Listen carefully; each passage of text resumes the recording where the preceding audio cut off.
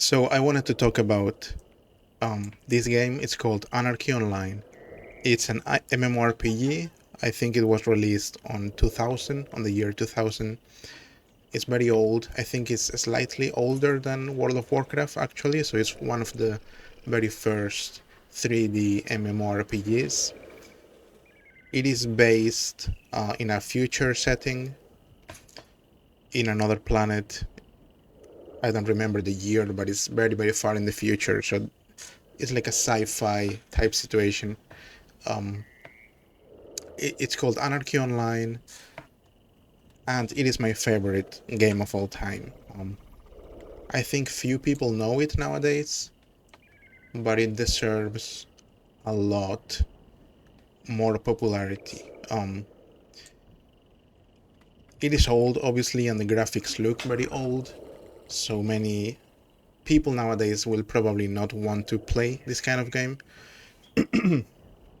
But even if it is just for the sake of history, I think it's one of the games that needs to be known about. And hopefully, new developers will take inspiration from this game and make something similar. What does make this game so special? Well, first of all, the setting is sci-fi mixed with medieval fantasy, which is a weird thing for a game like this. Most of these games will follow the same theme as World of Warcraft, which is medieval fantasy, period. This one is mostly sci-fi with a touch of medieval fantasy. So we don't really have that many sci-fi games like these MMORPGs that are so well developed and have so much content. This was the very first of its kind, I believe. And yeah, not enough people know about it. I think most people don't know about it. I wish more people knew about it. So, you have your character, you level up. I'm level 118 at the moment. You go from level 1 to level 220. It takes a long time to do that. There is different classes. I can show you the classes in a minute. There is maybe like 8 or 10 different classes. Very different from the normal medieval setting classes like priest and warrior and all of that. These ones are very unique, very special. My character is a metaphysicist, which we can talk about later. But if you go here, let's create a new character just to show the different classes. First of all, it asks you to select a breed. So these are the races of the game. This one, the Solitus, is supposed to be like the normal human. Then you have the Opifex, which is like, I guess the equivalent would be some kind of elf or something like that. It's basically like a genetically modified human that is more agile. Then you have the Nanomage, which is like a genetically modified human that is more intelligent and like psychic. And then you have the Aatrox, which is like the worker, right? Very strong, very tanky, very stupid. And as you can see, all of them have two genders, except the Aatrox. The Aatrox is like monogender. They're not made to reproduce, so they are created like an item, almost like a tool. Please choose your appearance. Let's just choose whatever. Please select a profession. So here are the classes. They're called professions. Metaphysicist selected. There is 1, 2, 3, 4, 5, 6, 7, 8, 9, 10, 11, 12, 13, 14. So that's a lot of classes. Each one of them is very unique, very deep. They have different skills, different stats that they use, different perks, different special items that they can. They are very, very deep. There's a lot of content in this game. So anyway, the metaphysicist, it's like a pet class. So you can have up to 3 pets. One of them will be a heal pet, one of them will be an attack pet, and one of them will be a mess pet, which will calm enemies so that they stop engaging in combat with you. Adventurer selected. You have the adventurer, which is like a jack of all trades a little bit. It can heal, but not very well. It can attack with swords and also pistols. It can transform itself into different animals. It's a very strange class, but this is what I like about this game. The classes are so weird, but they work. Then you have the engineer selected, which is another pet class. It can only have one pet, which is a robot, and it's an attack pet, but it's a very strong pet. Soldier selected. Your soldier is like your single target tank.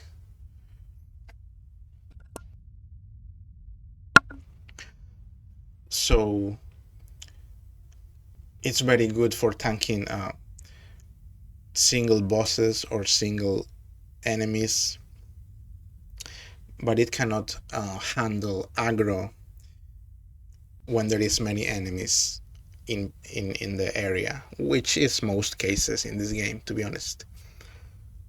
So it's a soldier. It has like an assault rifle or some kind of machine gun. It does a lot of damage, and it can tank very well. I cannot select the keeper or the shade because those two are paid. So you have to pay for a premium account in order to use those two.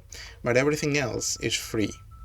This is one of the things about this game. The game, basically, within the game there is like 2 dimensions, like 2 planets almost.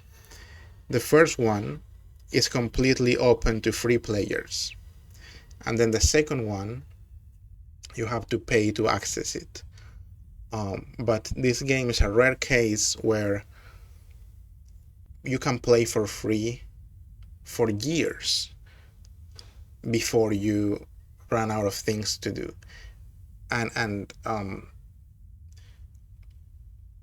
basically it's like 2 games in one, and the first game is completely free, and the second game you have to pay for it. But you don't need to. You can play forever without ever paying for it, and you will never really run out of things to do. In any case, the keeper is like a paladin. It uses swords. It has auras that heal himself and the team. And then the shade would be like a rogue, right? So you want a lot of agility. You can hide from enemies, become invisible. You can stab them in the back with knives, do a lot of damage, but you're also very squishy. Fixer selected. The fixer is something similar to the rogue, but it uses submachine guns. And it runs very fast, and it has special skills that allow it to teleport between different places in the world. Then you have the agent selected, which is a very, very strange class because it can transform itself into every other class. and use a limited set of skills from the other classes. So you can end up with very strange situations where you have an agent that transforms itself into Metaphysicist selected. a metaphysicist and then casts or summons the pets of the metaphysicist and then transforms itself into a doctor, for example. So it can heal while having pets, while being an agent that has a rifle. So it's very, very strange, but it works. It's very difficult to play this class. I would say it's the most difficult class to play. Then you have the trader. The trader is very simple. It uses shotguns. It has debuffs that you can cast into your enemies and make them weaker, basically reduce their skills. And also it has like the way to play it is to have a very high critical hits. So you rely on doing a lot of critical damage. Doctor selected. Then you have the doctor, which is your typical healer. Your priest basically doesn't really do much damage at all. It just heals a lot. Enforcer selected. Your enforcer would be the main tank in the game. It's supposed to have a lot of HP so that healers can heal him and he can absorb a lot of damage without dying. Also, it has the ability to control the aggro in the area. So the soldier I mentioned can only handle aggro from one enemy at a time. The enforcer can handle aggro from everybody. So basically, it constantly taunts all the enemies in the area and tanks everything. Basically, it's one of the most useful professions in the game. Bureaucrat selected. You have the bureaucrat, which is a very strange class to have in a game, but it's a pet class. It has these android helpers as pets, but it also has the ability to transform enemies into pets. So you cast this spell on your enemies, and there is a chance that they will become your pets temporarily. So usually bureaucrats have 2 or 3, I think even 4 pets at a time, of which most of them will be enemies that are temporarily transformed into pets. Martial artist selected. Your martial artist is simple to understand. It's just a martial artist. So you punch with your fists. You don't really use weapons, although there is some options, but basically you just punch with your fists, you kick with your legs, and you also have the ability to heal. Nanotechnician selected.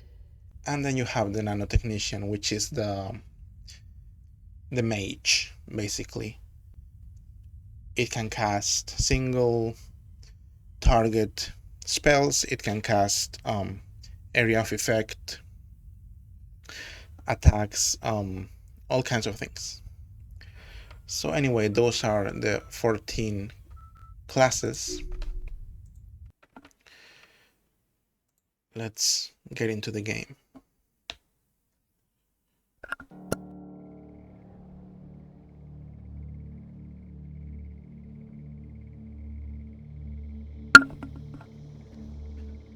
So apart from the setting of the game, which is like a sci-fi setting, and the classes that are very special, as you just saw, I have never seen any class like that in in a different game. Obviously, some of the basic ones like the Shade, which is a rogue, the Doctor, which is a priest. Yes, you can see those in other games, but out of the 14, I think most of them are pretty unique to this game, which is a very bold move to make a game like this and make such strange professions, right? But when this game was created, people weren't afraid to try new things.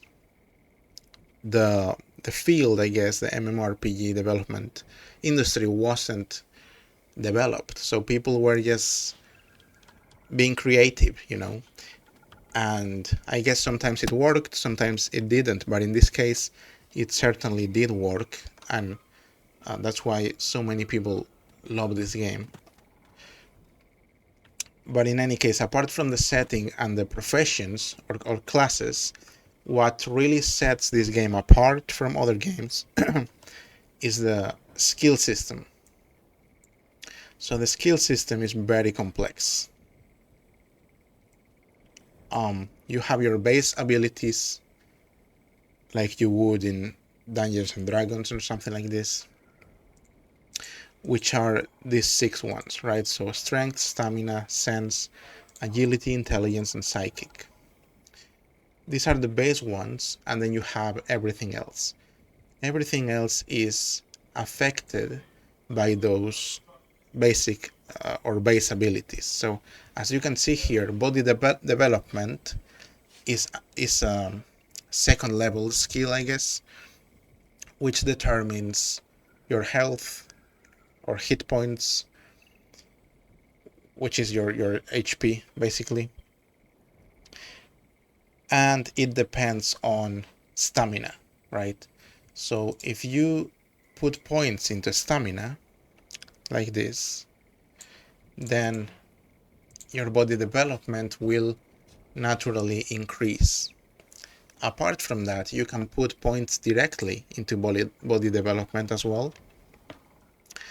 So it's a complex system like that. You have all of these different abilities. There is, I don't know how many, but there is probably 100 or more.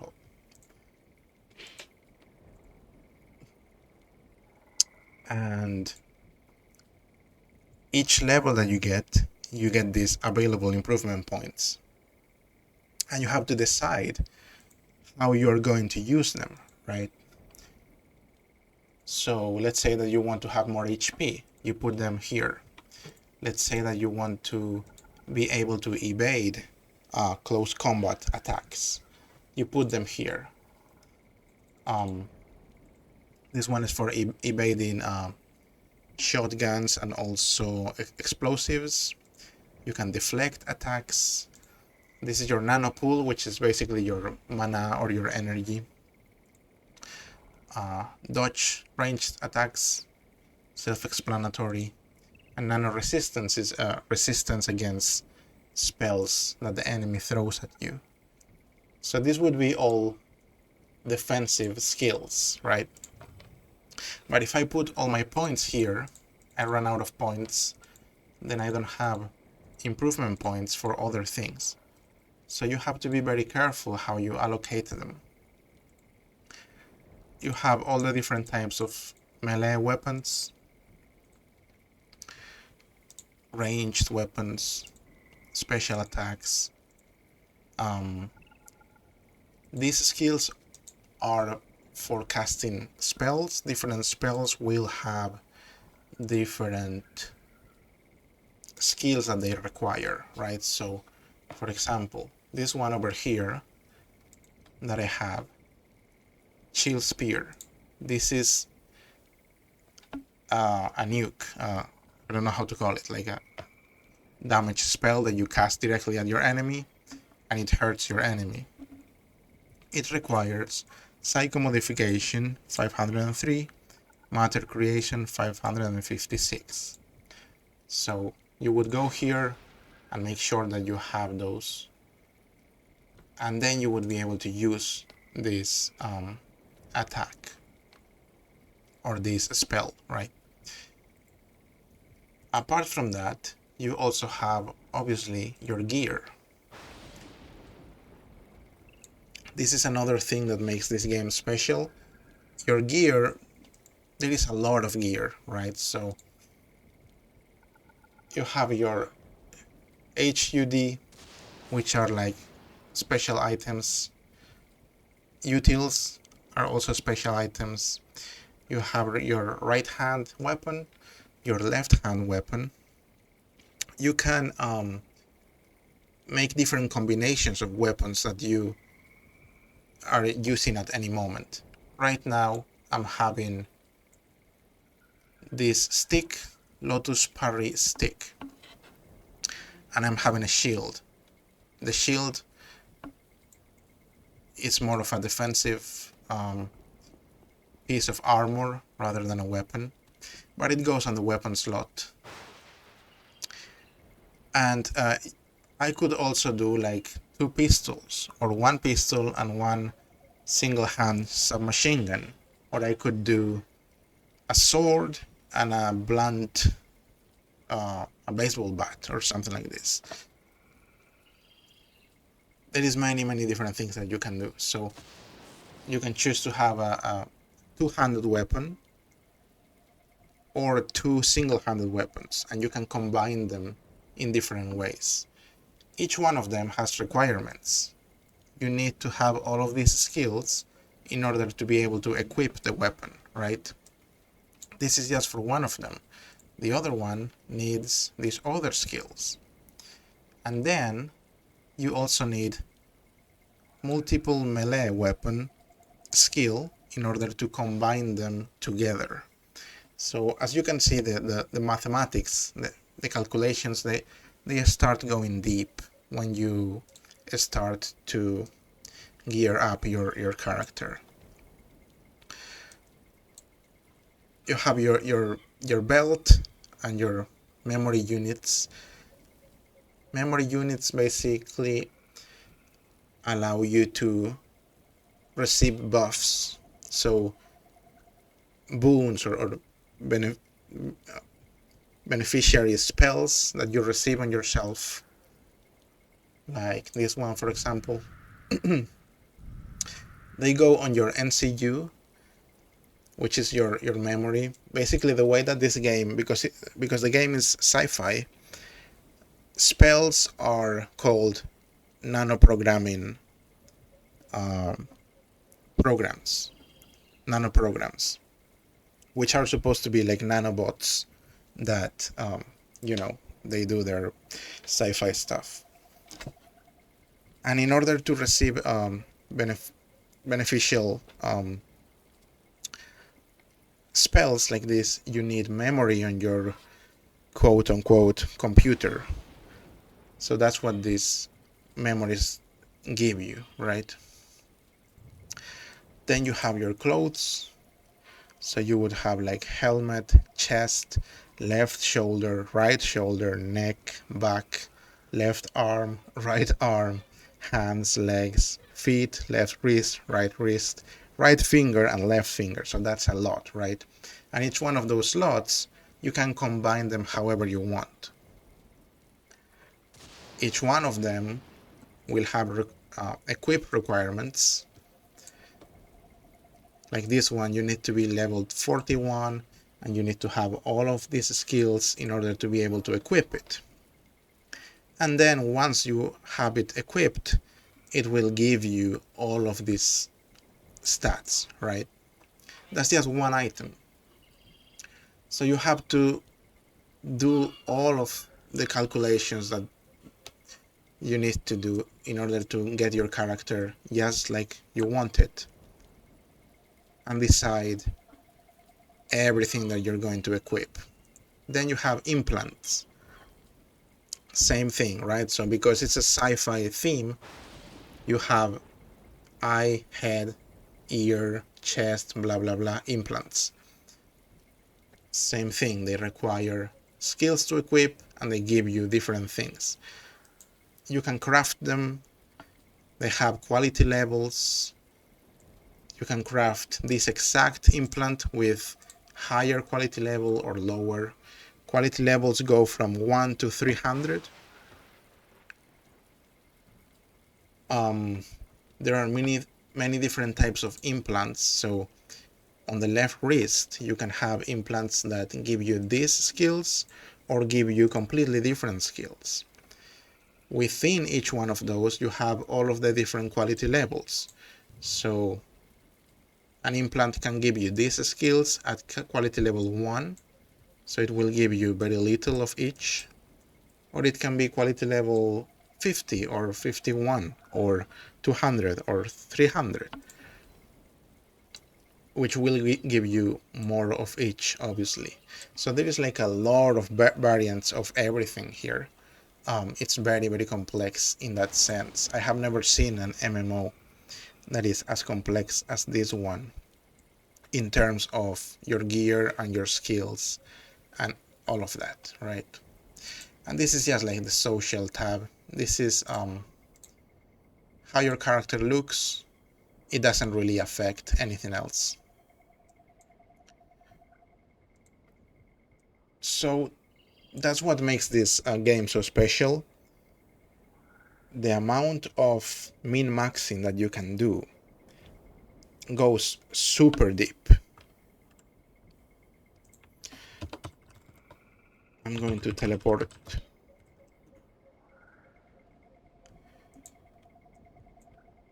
Because it's an old game, the chat is based on IRC, which is also very nice because you have all of these options to have different chat rooms within the game, and also chat bots that you can program to help you in different ways. So for example, let's say that I want to know all of the spells that my class can have. So I can do like this in chat and it will give me all of the information, right? So these are all of the nano lines or spell lines for my class. I can click on any of this and it will give me the whole database of every single one of them. In this case there is only 2, but if we go to something else, we can find a bigger list. Let's say pet summoning spells, like this one. So it gives you everything, all of the information that you want. You can also get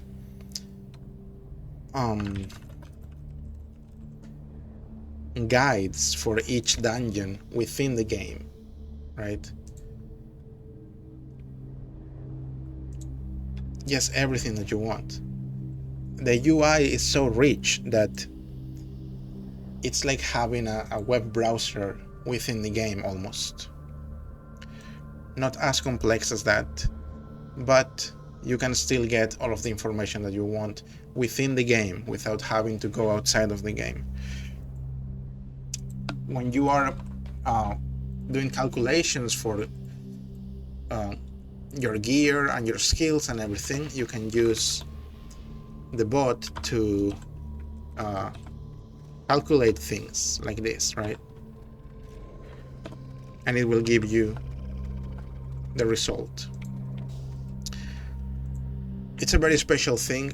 I don't know, I guess this was common in games back in the day, but for me this is the only game that I have ever played that has this kind of thing, and this is missing in most modern MMOs, and I think it's a shame.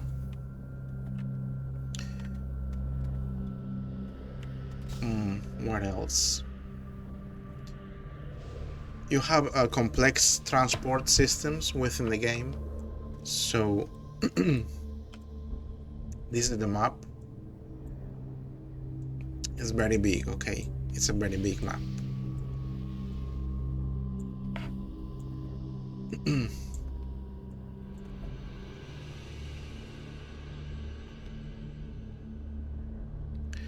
So let's say that we want to go to this city, Tier City. There is different ways you can go. You can use Another player can teleport you there if they have a special spell for it. You can use the Wampa system, which is like a portal system. So you can go from one city to the next and from that city to the other one. And there is different paths that you can find, almost like bus lines, in order to find your way to your destination. You can also use the grid, which gives you the option to find the gate and teleport directly to it. So we wanted to go to Tier City. So we go here. And there we are. There is also 3 different factions in the game. This city belongs to the clan faction. There is the Omni faction and there is the neutral faction, which I am neutral. This is why the guards are not attacking me. If I was Omni and I came to this city, not only the guards would attack me, but all of the players from the clan faction would be able to kill me. So PvP automatically gets activated when an enemy guard targets you. So nowadays, not many people play the game, but when the game was more popular, PvP was very fun. People would invade the cities of other factions and it would be a whole thing. This is the great thing of this kind of game, because there is so many systems in place, so many features, I guess. You can have people create emergent gameplay like that. There is just so many things. You can have an apartment, for example. As you can see here, it says apartment complex.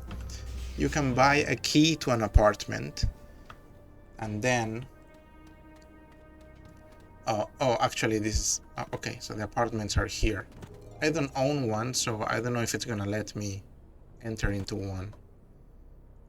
Let's try. Basically, it's your apartment. You can buy furniture, you can decorate it with furniture. So this would be like an empty apartment, right? And you would buy furniture and decorate it, which is a very nice thing, you know. So that's another nice feature.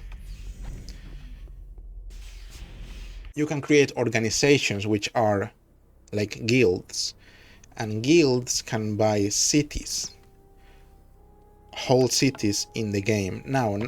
Nowadays, cities are instanced, but back in the day, there was a limited amount of cities that could exist, because they were directly put on the map where everybody plays. So the cities were not instanced, they were on the map, which is a crazy concept, right? I have never seen anything like that in any MMO, but it was so nice because let's say that the map supports 100 cities, but you have 1,000 different guilds or organizations, as they call them in this game, that want to have their own city, but there is only 100 of them that can exist.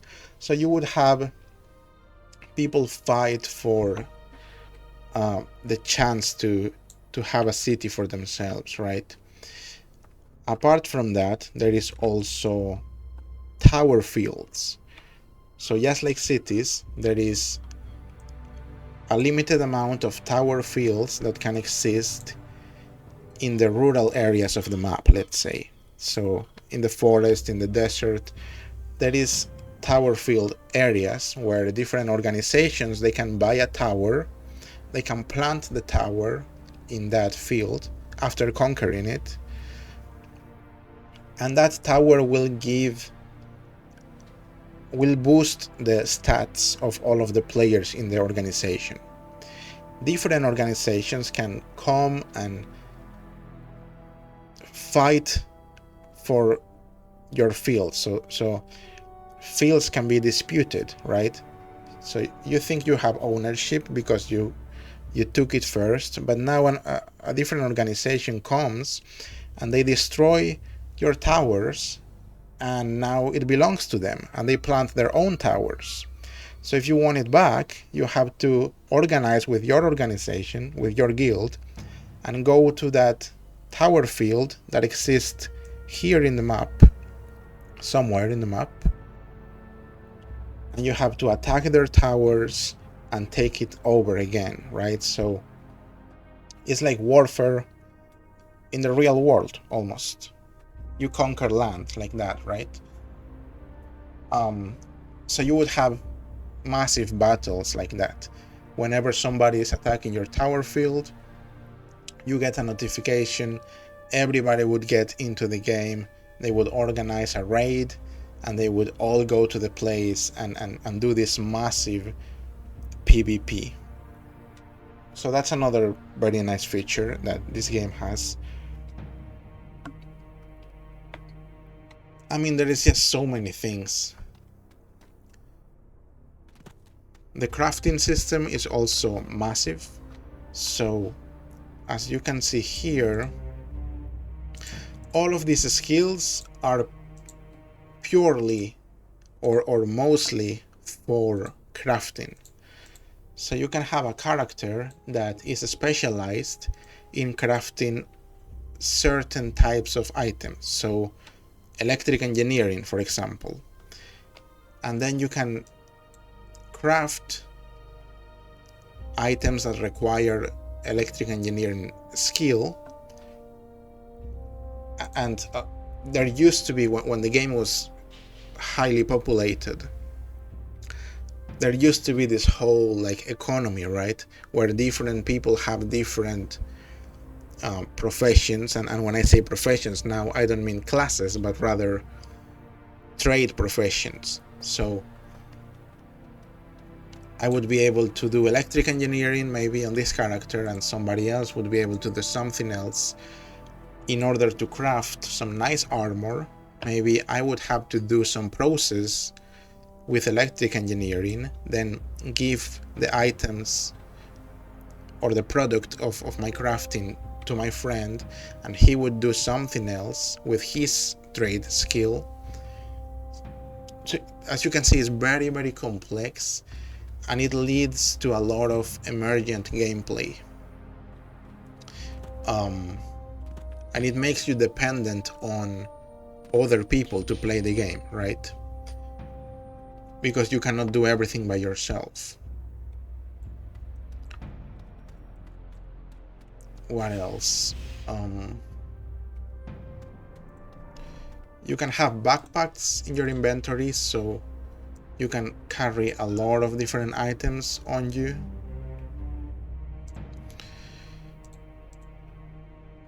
I guess that's not so impressive. Oh yeah, so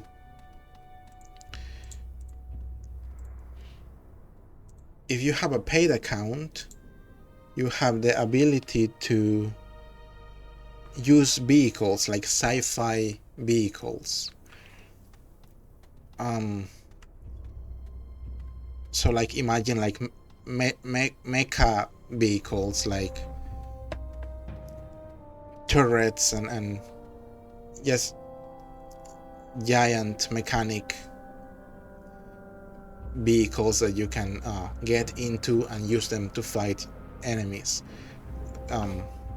So that was another very cool feature that they added. You can also fly.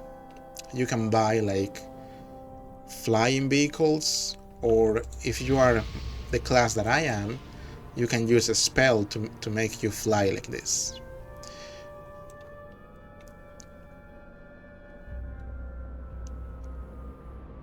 I don't have the best graphics on this computer at the moment, but as much as the game might look old, there is a lot of beautiful areas. The music is also very, very good.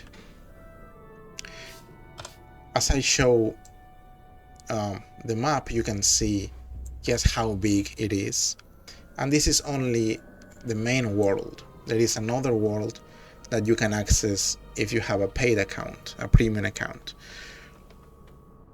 But every single one of these squares is massive. If you were to walk from one side to the other, it would take maybe, I don't know, 30 minutes. That's just for one square, okay? It would take you a whole day to go from the bottom right corner all the way to the top left one. And most of the space is not really empty. There is all kinds of mobs, all kinds of world bosses, different architecture, missions, all kinds of things.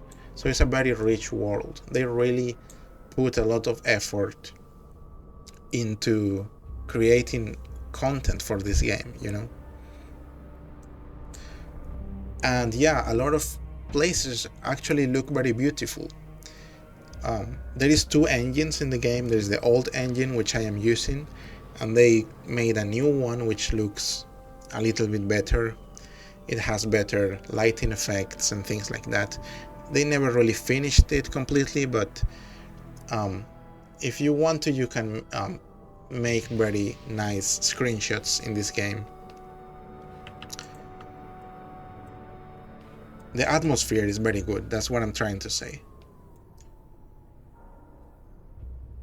What else? I don't know, there's just so many things to talk about.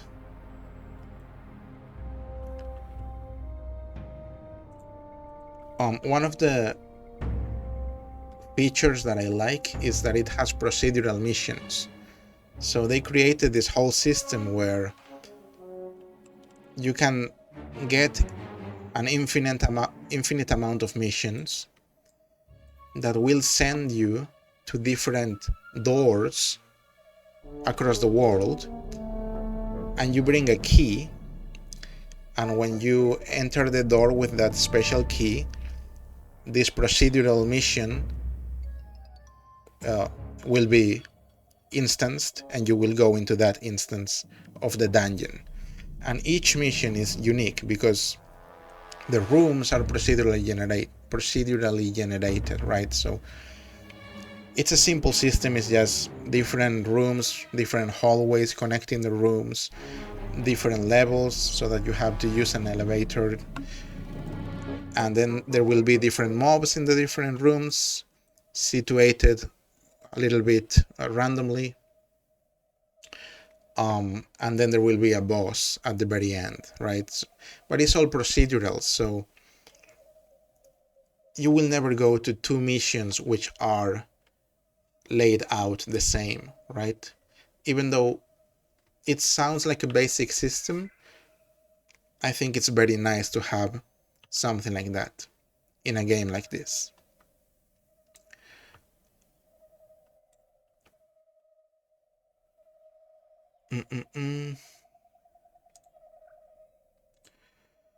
Yeah, I don't know what else to say. You have emotes and all of that.